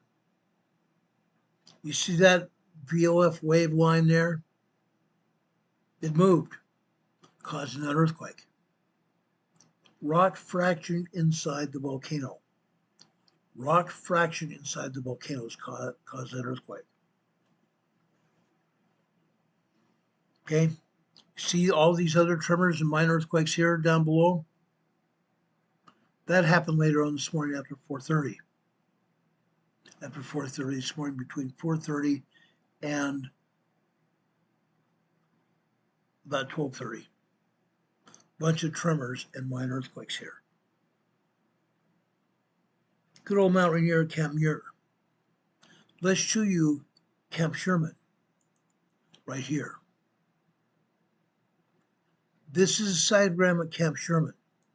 This is the northeast upper side of Mount Rainier. Look here. Okay. Yes, we have a lot of tremors. We also have some minor earthquakes here. But what is this red symbol down towards the bottom of this sidegram? That's what we call a magma churn signal. Magma churn signals usually are approximately 23 to 24 lines high. They're not showing us that. Why not? Inquiring minds want to know. Let's enlarge this sidegram so you can see exactly how many lines this magma churn signal covers. Let's count them. 1, 2, 3, 4, 5, 6, 7, 8.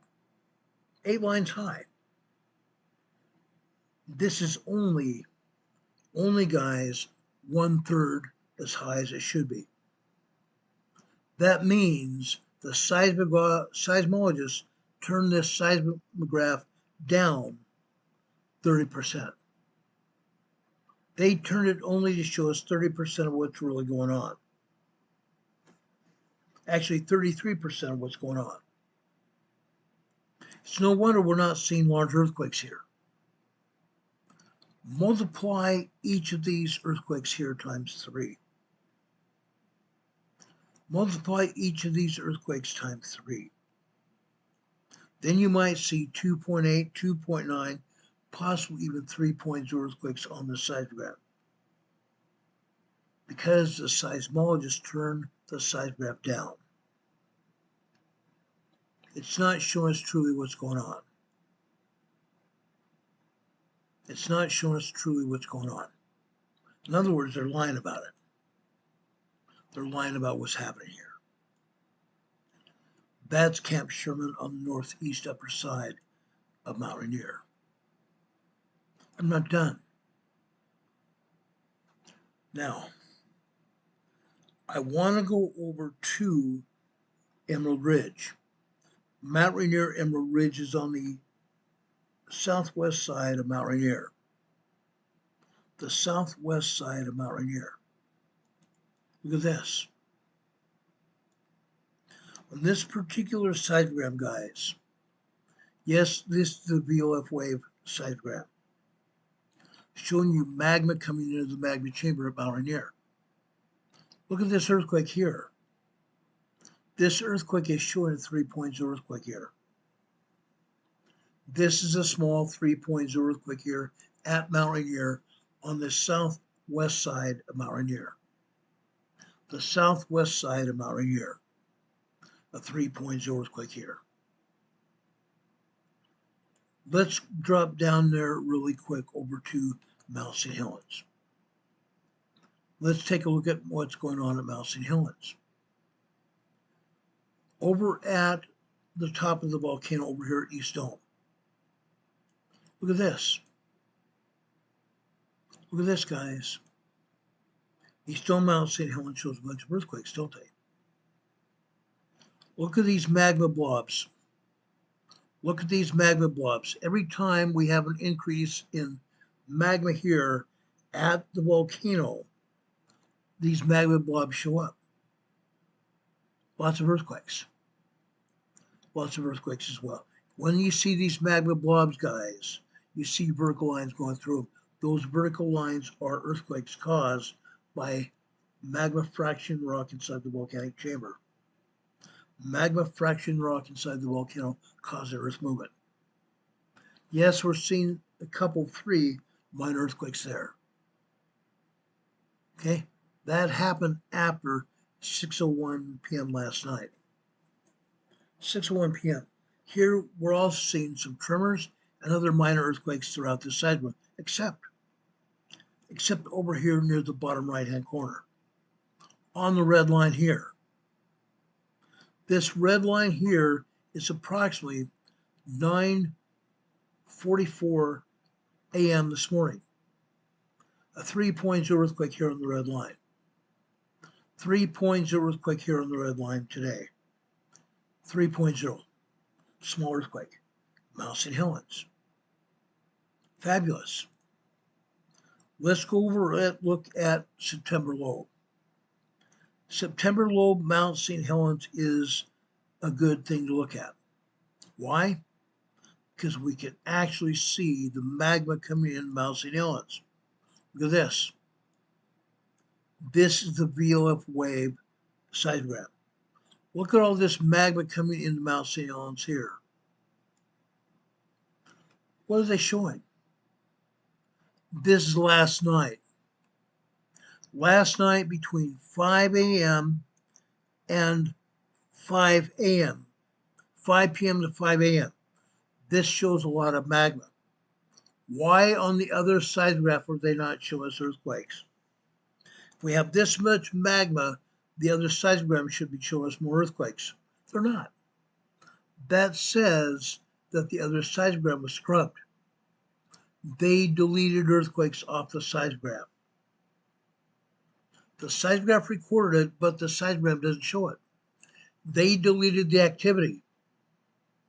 They don't want us to see what's going on here at Mount St. Helens. Mount St. Helens is getting ready to erupt. Look at all this magma coming into the volcano right here. 12 hours of magma. 12 hours of magma coming into the volcano here. Then down below, starting at approximately, let me zoom in here, make this larger, between 8 a.m. and 10:30 this morning, we had another population of magma. A lot of magma coming into the magma chamber here. Why are we not seeing more earthquakes here? Yes, they showed us one earthquake. One lousy 3.0 earthquake. We probably should have had more. But again, USGS and the Pacific Northwest Seismic Network are hiding the data. They deleted the information. They deleted the information here about St. Helens. Again, with this information, we know that Mount St. Helens is about to erupt. It's getting close again. It's getting very close. There's one other seismogram I want to show you because we haven't seen this seismogram in a while. This is Trade Dollar Lake. This is just north of Mount St. Helens, Trade Dollar Lake. What's going on here? You should know that Trade Dollar Lake is a volcano with itself and nearly the same elevation as Mount St. Helens. Look what's happening here.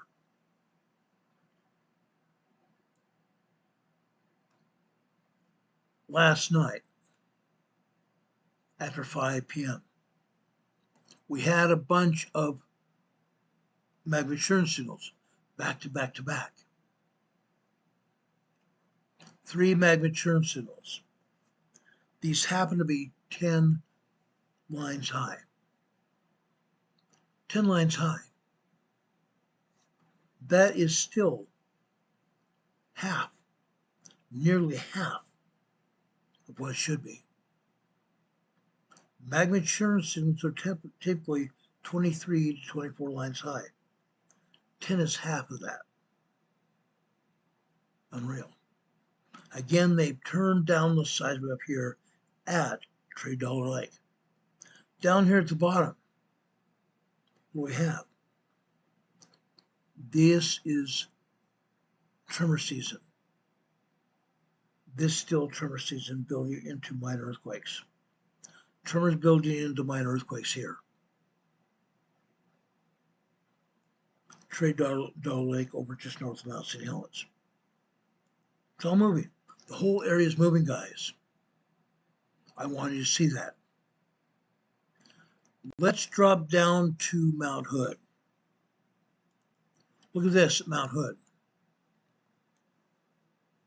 What are we seeing here? Harmonic tremors again. Loads and loads of harmonic tremors. Mount Hood looks like it's getting ready to move. Looks like it's getting ready to move. But what else do we have here at Mount Hood? A lot more. A lot more. Let's go over to Government Camp. This is the lower south side of Mount Hood. Timberline, Government Camp. Look here, guys. Yes, you see magma coming in. These individual lines, you're seeing magma pulse signals. Magma pulse signals. Where the magma is small, the smaller amounts of magma increase and then get smaller again. Magma pulse signals. And on those magma pulse signal lines, we see tremors here. Tremors. There is one earthquake here. There is one earthquake here. This earthquake occurred on this blue line here. The blue line here is 4:30 this morning on the left-hand side. This happens to be 4:34 a.m. this morning. This is a 2.8, 2.9 earthquake. 2.8, 2.9 earthquake here at Mount Hood. Mount Hood. Interesting. Again, we have an earthquake and we have some volcanic tremors, indicative of that volcano trying to erupt. It's not all, folks. Guess what? There's more. Let's look above that. Let's look above that. This is Palmer Ridge. Palmer Ridge. Guess what? Again, we're having some movement, volcanic movement here at Mount Hood. You see some minor earthquakes. You see tremors here.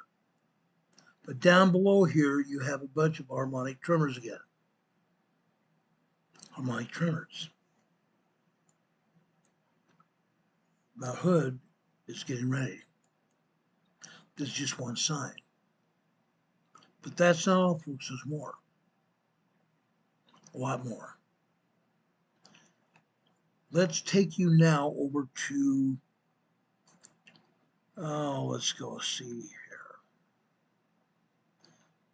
I want to drop down to Newberry Volcano. Newberry Volcano. Look what this is. More harmonic tremors here at Newberry. Newberry Volcano looks like it's about to get ready to erupt again. Yes, it does. Lots and lots of harmonic tremors. Let's go look here at Crater Lake. Look at this, guys. This is Wizard Island. Wizard Island is a seismograph sitting on top of the summit of Crater Lake Volcano. It's called Wizard Island. Wizard Island. Up at the top, we don't see much activity. At very most, we see some minor tremors. Very minor, possibly even microquakes. But look what happens here. Early this morning, 6:15, 6:30 this morning, we have a tremor increase. Then we have a tremor decrease shortly after that. The tremor decrease continues. Look what happens down here. What's this, guys? We have a lot of earthquakes, don't we? A lot of earthquakes. Whenever you see a total block out of white here, okay, this is a digital seismograph. It's not paper any longer, it's digital. But when we see a loss of anything but color, color means a lot of earthquakes. A lot of earthquakes to do that. These are probably just nothing more than tremors here. Tremors. Harmonic tremors again. Interesting. Harmonic tremors here at Wizard Island, Crater Lake. It's not all, folks. There's more. Let's look at one more seismograph. There's only 2 seismographs still here that are operational at Crater Lake. 2 of them. This one at Wizard Island and this one at the bunkhouse. This bunkhouse seismograph is different. Today I'm showing you the VLF wave seismograph. This is the magma coming into Crater Lake. Look at this. There is a lot of magma coming into Crater Lake. They had 4 seismographs operational here at Crater Lake. They've turned 3 of them off. I should say they've turned 2 of them off. We still have Wizard Island, where you've seen a bunch of tremors, harmonic tremors, and this also. We're seeing a whole lot of magma coming into Crater Lake. Incredible. Crater Lake is a volcano and it's active, very active. Crater Lake shows on this seismogram that it is recharging. It's recharging. But again, they're not showing us hardly any other earthquakes at Wizard Island. They never do. They never do. The other parts of the seismograph here at Crater Lake, they're not showing much of anything. They've doctored the seismographs. They've completely doctored the seismographs. Let's hurry south. I want to show you Mount Shasta, and then we'll take a quick look at Mount Lassen. Look at this. This is seismograph LBO on the north side of Mount Lassen. Years ago, this seismograph used to show us a lot of activity. A lot of magma coming into the magma chamber. It used to show us 3.0, 3.5 earthquakes. It's not doing that. It hasn't done that for a long time. In fact, for years, the last 3 years, they basically had this seismograph turned off. They may turn it off again, since I'm showing it to you. When they had 3.0, 3.5 earthquakes here on the seismograph, you can see it. But what I think they've done is they've turned down the system. They've either turned down the seismograph or they're doctoring what we're seeing. They don't want to see what's going on. It's evident. Yes, we see some activity here. We see magma pulse signals here, magma coming into the volcano here. Yes, we're seeing some earthquake activity. Where you see the red lines here, the vertical red lines, this is done by the computer. The computer fills this in until it lets the seismologist know, hey, you need to see this. That's what they're saying here. The red lines are indicative of activity, minor earthquake activity. And that's pretty much what we're seeing. We're seeing 2.0 earthquakes here. The red lines here. The other red, smaller, shorter red lines are tremors here. Minor tremors here. Look at this. You see these long duration tremor activity? It builds up to minor earthquakes, doesn't it? It comes back down. Then all we see here are minor tremors here. Very minor tremors. Long duration tremor activity, but very minor tremors. That's all we're seeing here. Okay? Mount Shasta. Let's go further south over to Mount Lassen now. Mount Shasta and Mount Lassen are part of the Cascade volcanic range, coming from southern Canada all the way down here to Northern California. Okay? Mount Shasta and Lassen are part of this bunch of volcanoes. And yes, it shows Mount Shasta and Mount Lassen are due for a change. Mount Lassen could erupt. I'm going to be honest with you. Mount Lassen could erupt at any time. Let me show you this.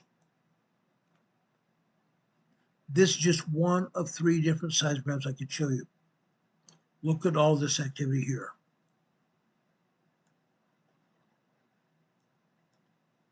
Look at all this activity here. For the most part, these are tremors and minor earthquakes. Tremors and minor earthquakes here.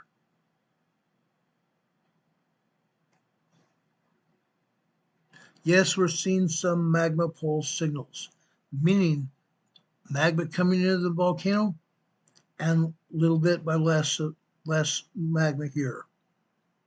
Magma pulse signals from small amounts of magma to larger amounts of magma and less than that again. And then we're seeing these earthquakes here, these tremors and earthquakes. Magma fracturing the rock causing earthquakes. Magma fracturing the rock causing earthquakes. Mount Lassen is getting there, guys. It looks like Mount Lassen is getting there to possible eruption.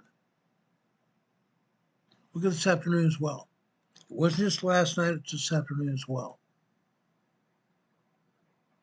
Okay? There's another one here I want to show you. Look at this one.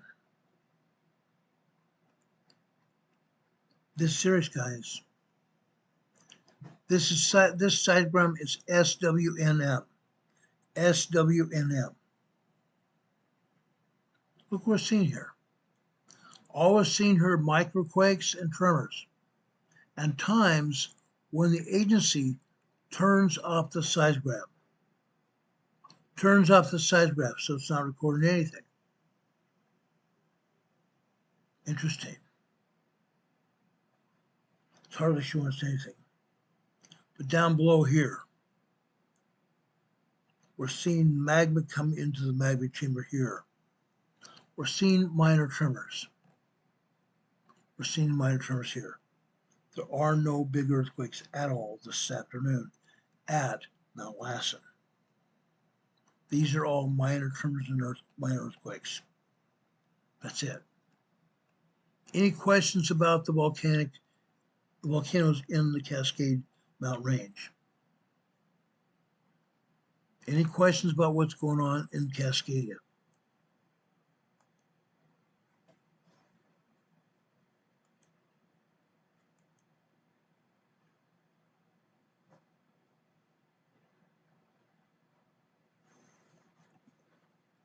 Rich Smith here is talking about Walmart and rollbacks. Yeah, that happens. They're raising prices at Walmart. Why? Because the gas prices went up. Gas prices went up. Why did gas prices go up? Because we went to war against Iran. We went to war against Iran. So they start charging us more for our gas. We're now manufacturing our own gas. But we have 2 oil refineries in Northern California that are shutting down because of regulations from Governor Newsom. Regulations from Governor Newsom is shutting down 2 oil refineries in Northern California, which is also going to raise oil prices in California substantially. We expect to see gas prices in California by probably the end of this next month, July. Gas prices to be upwards of $8 to $8.50 a gallon in California. The highest raise in gas prices in forever. And yes, it's because Newsom wants to make sure that environmental laws are followed, so he's raising the gas prices. He still wants to think that he can install electrical cars in California. He can't even power them. The power grid in California can't stand electrical cars at all. He wants to take gas-powered vehicles off the road. Unreal. So he's raising gas prices to do it, making the California consumers pay more for gas. Unreal. Sergey says He hates the guy, I agree. I can't stand him. I can't stand him. Do we have any questions for me for anything?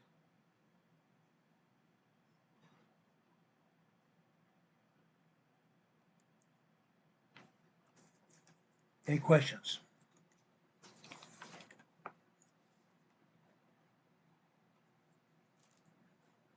Hurricane Heather lives in California. She can't stand him either. Nobody can stand Newsome.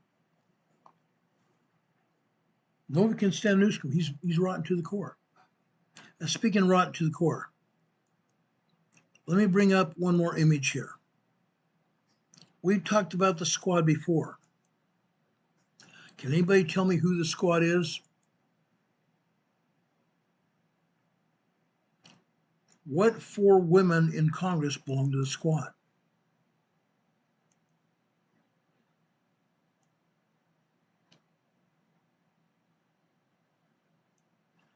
This is DOGE's, the Department of Government Economic Efficiency. Congressman, congressional audit shows huge net worth of all 4 members of the squad. Alexandria Ocasio-Cortez from New York. She said she represents the Bronx. She tells everybody she's living in the Bronx. She wasn't. She lived north of New York. She lived in northern New York, north of the Bronx, nowhere near there. But she says she claims the Bronx. Her net worth before Congress was $15,000 a year. She was a bartender. She tended bar and she also waited on tables, making $15,000 a year. Then she ran for Congress. In 5 years, her net worth is $23.6 million. Lobbyists have paid Alexandria Ocasio-Cortez all that money. Her salary is only $175,000 a year. Yet her net worth is now $23.6 million. How about Ilhan Omar? Good old Ilhan Omar from Minnesota. Net worth before Congress, $62,000. She's from Somalia. She was living in Somalia before she came to the United States.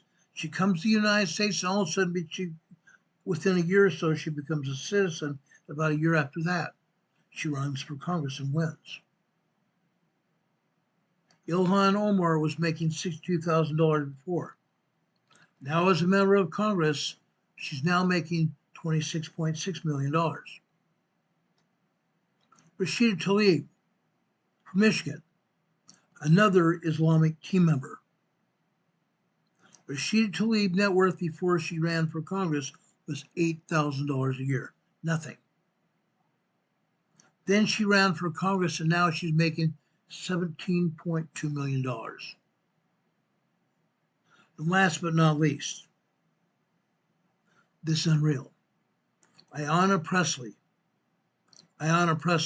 nowhere near a relative of another Pressley that we all know and love.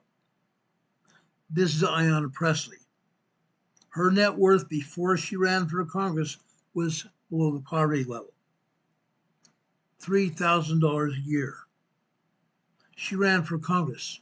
Now she is worth $41.3 million. $41.3 million as a part of the squad. Unreal.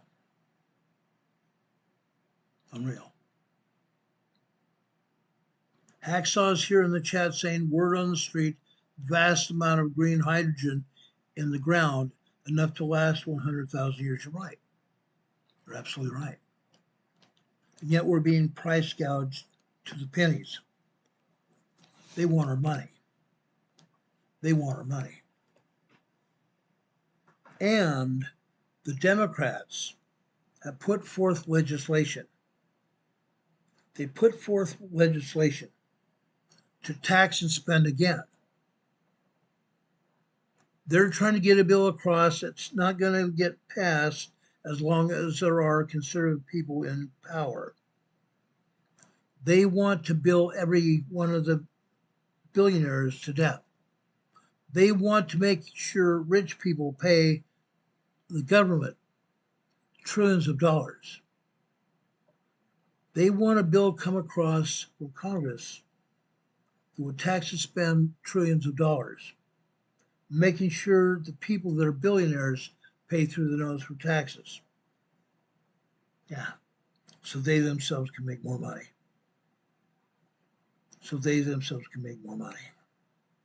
These people need to be put on a budget, number one, and number two, they should be investigated for theft. Not all of this money was made legally. I would dare say more than half of this money was made illegally, period. There's no way in 5 years you can go from making $15,000 a year all the way up to making $23.6 million. Impossible. They're stealing from the government. Unreal.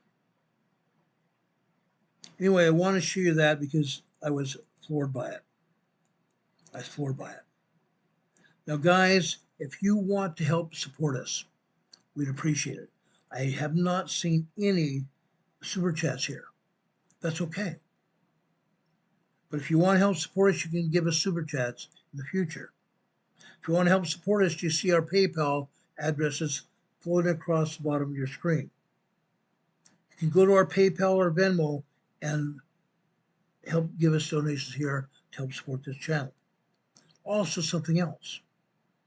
Below that, you see our email address where you can leave comments and criticisms and even things you would like us to talk about on our email. Our email address is rltnspdema@gmail.com. You see our address scrolling across as well. 504 Bethel Road, Box 401.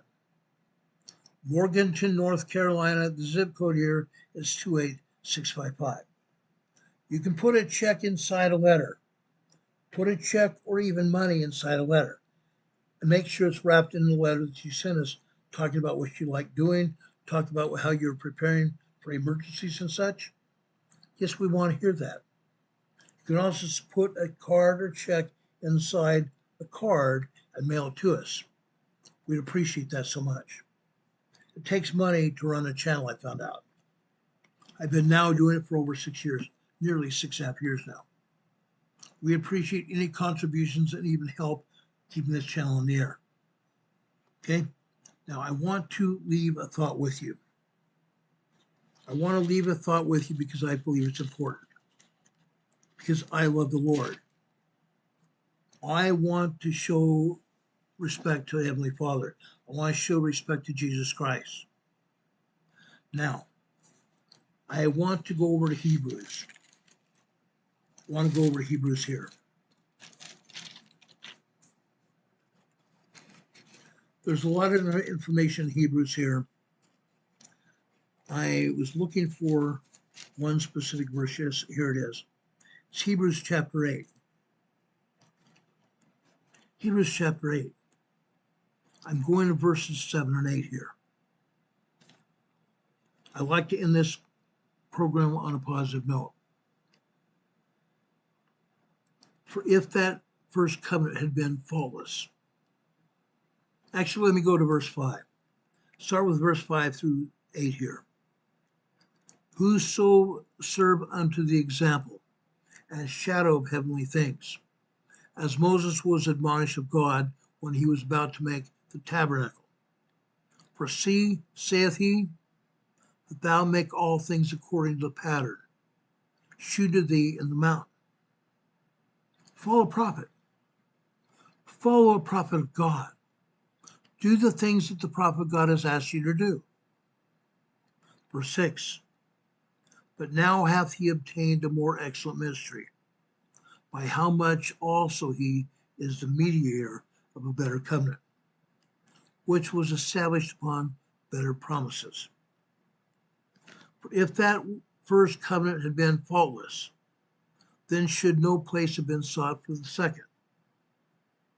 For finding fault with them, he saith, behold, the days come, saith the Lord, when I will make a new covenant with the house of Israel and with the house of Judah, a new covenant, not according to the covenant that I made with their fathers in the day when I took them by the hand and led them out of the land of Egypt, because they continued not in my covenant, and I regard them not, saith the Lord. For this is the covenant that I will make with the house of Israel after those days, saith the Lord. I will put my laws into their mind and write them in their hearts, and I will be to them a God, and they shall be to me a people. And they shall not teach every man his neighbor, and every man his brother, saying, know the Lord. For all shall know me, from the least to the greatest. For I will be merciful to their unrighteousness, and their sins, and their iniquities will I remember no more. In that he saith, a new covenant hath he made the first, from the first. Now that which decayeth and waxeth old is ready to vanish away. The old covenant with Moses vanished away. But the Lord made a new covenant for us to obey his commandments, written in our minds and in our hearts. Brothers and sisters, we have prophets and apostles on the earth. They're trying to admonish us what to do. Let's follow a prophet. Let's follow his apostles on the earth. Let's do what the Lord has us to do. Please, folks, let's follow God. Let's do what he asks us to do. Surgery, bless your heart. Surgery just gave us a $2 super chat. Surgery, I'm giving you an EMA sticker on your super chat. I'm also giving you a thumbs up. Much love, Ron, and praise the Lord. Thank you, Surgery. God bless you, brother. I appreciate each and every one of you here. Carol also does. Every day after I get off the air, she asks me, did you tell everybody how much I love them? Yes, I have. Carol and I love you very much. We appreciate you helping support this program, keeping this program on the air. Guys, please also share this program far and wide. There's nothing that you might be embarrassed about of what we said here on this program. Share this program far and wide. Share with your family. Share with your extended family, your friends and neighbors. Share with the people you work with and also the people you associate with on social media. Share far and wide like I do. I'm not embarrassed. I'm not embarrassed at all. I'm trying to preach the gospel here. I'm also trying to help people survive what's going to happen. We are in the last days. We are in the last days. We need each other. We need to love and support each other. Brothers and sisters, I love you. I truly love you more than anything in the world. I ask God to bless you. If anything else happens tonight, we will be back on the air to tell you about it as soon as the information becomes available, just like we did last night. However, if nothing else comes back on the air, well, nothing happens between tomorrow or today and tomorrow evening at 4 o'clock, I'll be back on the air just after 4 p.m. tomorrow evening. Promise. But if something happens between now and then, we'll be back on the air to tell you about it as soon as the information becomes available. I love you. God bless you. God be with you until we meet again. We'll see you on the edge of the other side.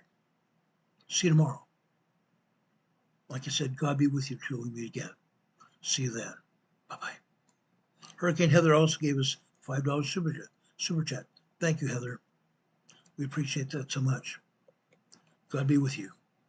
I just gave you an EMA sticker. I'm also giving you a thumbs up. God be with you. We love each and every one of you. Take care, everybody. Much love.